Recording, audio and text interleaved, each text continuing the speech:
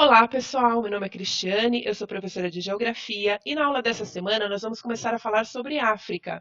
Então, hoje a gente vai falar sobre a localização, as duas principais regionalizações que a gente faz desse território e alguns aspectos gerais. A África, ao mesmo tempo, né, que apresenta uma diversidade incrível, né, são várias etnias, é um continente enorme, com várias características climáticas, de vegetação, enfim, ao mesmo tempo que ela é várias, ela também é o centro da humanidade. Por quê? Porque todos nós viemos da África, todos nós temos, né, no nosso DNA, a ancestralidade tendo origem à África.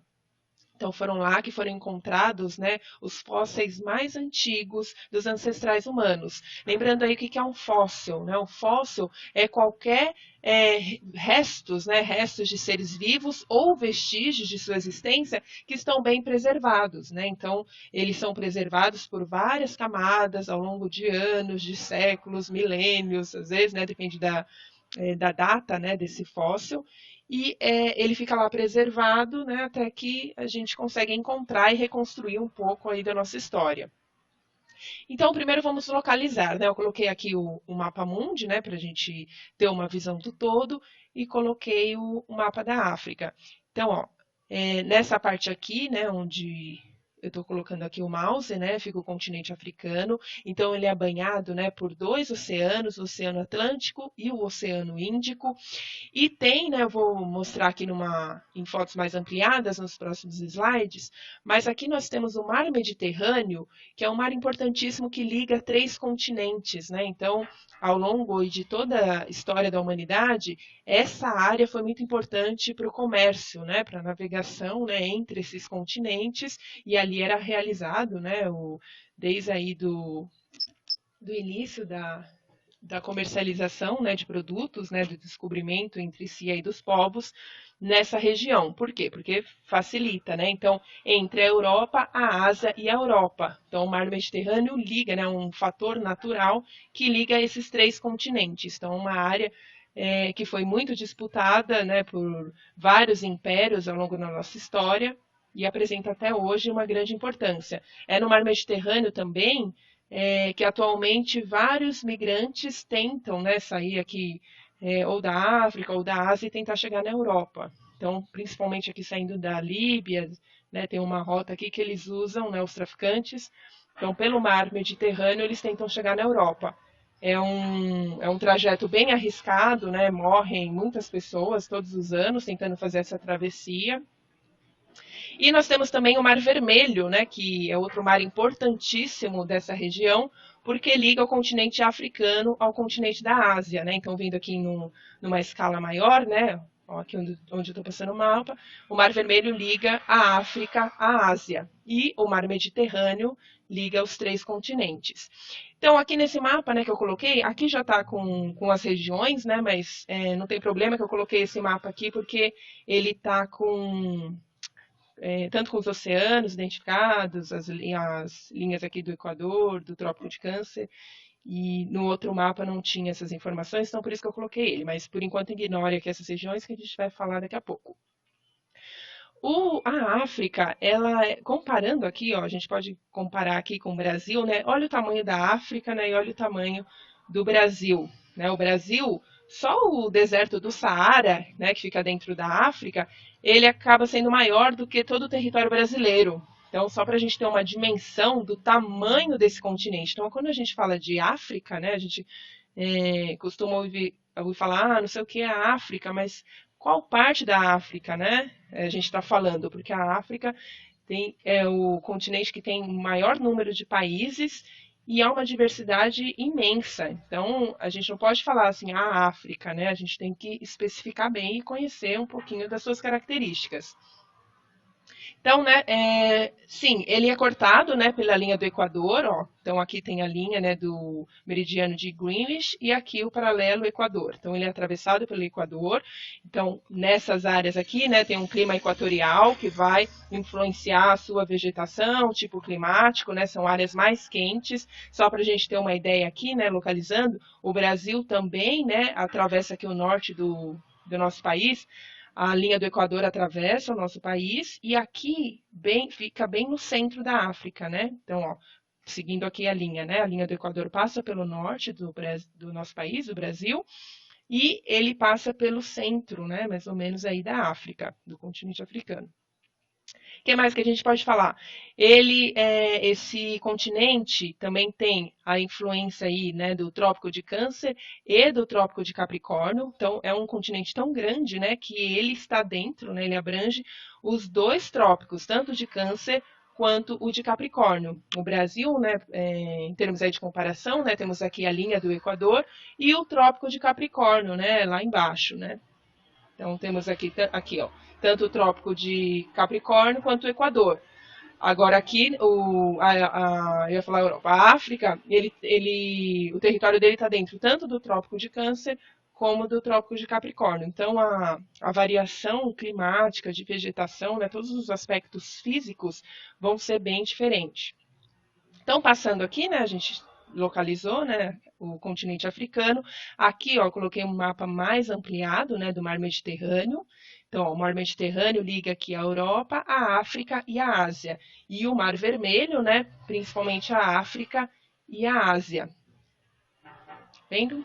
Ah, sim, e aqui tem o principal rio, né, do norte da África, o rio Nilo, né, então os egípcios, né, o Egito Antigo, a população, né, até hoje, né, na verdade, mas no Egito Antigo, né, ele aproveitou bastante do Nilo, né, para irrigação, para sua produção agrícola. Então, por meio desse rio, né, nas suas margens, ficava um solo bastante fértil, né, que proporcionava aí o desenvolvimento da produção agrícola. Então, um dos rios mais importantes que a gente tem aqui nesse território. O que mais que a gente pode falar? Ó, aqui também eu ampliei, ó, o Mar Vermelho, né, que liga aí a África da Ásia.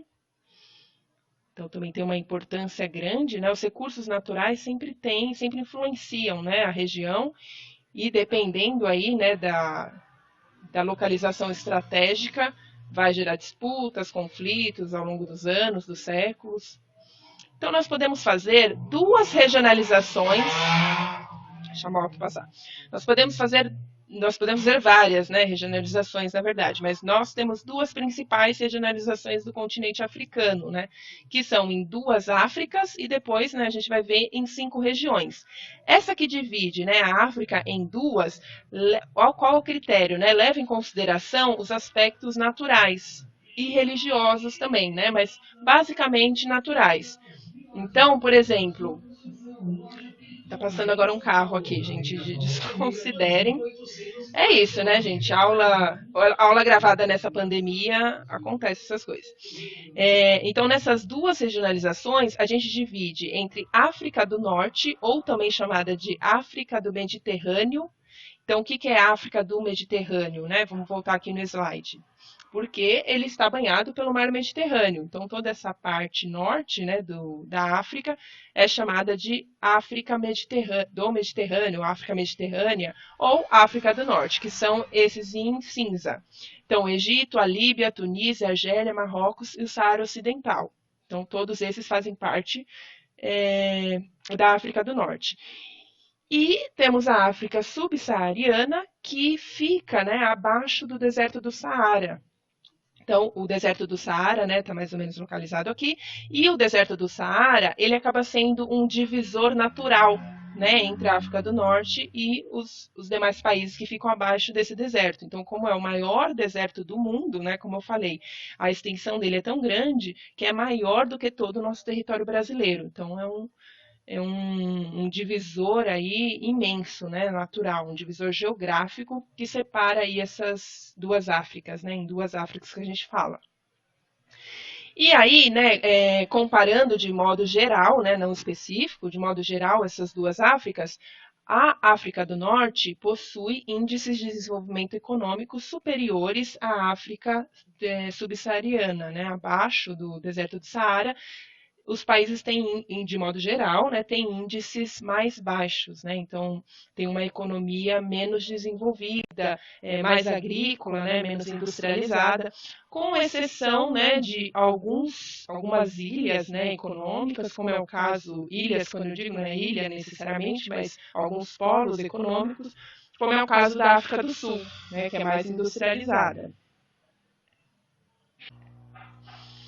Bem, então a África Mediterrânea, né, então toda essa parte aqui cinza, também tem uma diferença cultural, né? Então, por ter esse divisor, né, natural que é o deserto do Saara, impossibilitou, né, que os povos árabes, né, adentrassem, né, fossem aqui para a parte central e sul da África, e do mesmo modo, né, a população que vivia nessa área aqui abaixo do deserto também dificultou eles irem para a porção norte.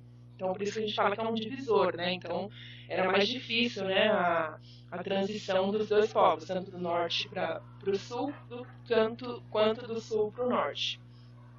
Então, na África Mediterrânea, né, eu coloquei aqui alguns aspectos gerais, né, do Egito, por ser características aí mais famosas, né, que são as pirâmides, né, do Egito, mas também nós temos pirâmides do Sudão, né, que a parte turística é mais no Egito, mas nós temos também várias pirâmides no Sudão, né, que também tem um turismo forte, mas não tanto quanto o Egito. E nós temos aí, né, a rainha egípcia, né, a faraó egípcia, que foi a última aí da dinastia antes do domínio do Império Romano, que foi a Cleópatra, né, que ela viveu em 69 a.C. a 30 a.C. Então a Cleópatra, né, ela era egípcia, ela era negra, né, os estudos aí mais recentes indicam, no cinema, né, ela sempre retratada como branca, como europeia, mas não, ela tinha traços africanos e mostra também, né, a força da mulher de um modo um pouco deturpado, né? Então, a história da Cleópatra, né, ela era uma rainha, né? Ela foi criada para o trono. Então, ela era muito culta, erudita, falava cerca de 9 línguas. Ela estudou retórica, então ela tinha uma boa oratória, ela conseguia convencer, né, fazer o papel aí da diplomacia, né, com outros povos.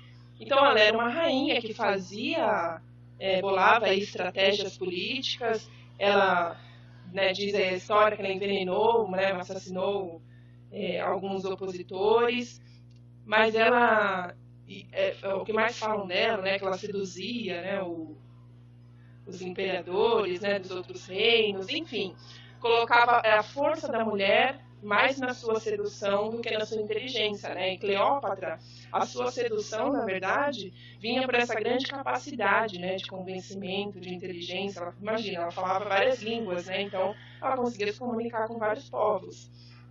Então, a gente tem que tomar cuidado quando a gente vê aquela Cleópatra, né, branca, né, que é incorreto, e também dessa forma assim, muito sensualizada, né, como se fosse apenas esse atributo, né, que fez com que Júlio César e ela tivessem um romance, né, tiveram um filho, depois com Marco Antônio, né, com quem ela teve mais 3 filhos, aí depois mostra ela tentou seduzir o Otávio, enfim, né, então a gente tem que tomar um pouco de cuidado com esse tipo de estereótipo, né, então ela foi uma rainha, assim como ela foi uma rainha mulher, né, que foi criada para o trono, também os homens faziam, né, usavam dessas mesmas estratégias, né, ela maltratava ali os escravos que ela tinha, assim como os homens, então assim, pelo fato dela ser mulher, por esse poder, né, feminino que ela tinha, mas não que ela tinha porque ela era rebelde, não, mas porque ela foi na cultura, ali no contexto que ela estava, né, sendo criada, as mulheres tinham mais liberdade, não eram todas as mulheres, apenas as mulheres ali da casta dela, né,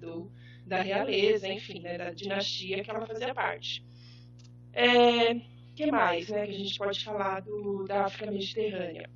O canal de Suez, né, que ele foi construído entre a África e a Ásia, né, no Mar Vermelho, então criou ali um grande polo, né, navegável, né, então ficou mais fácil fazer o comércio entre os dois continentes pelo Mar Vermelho, então é um canal artificial.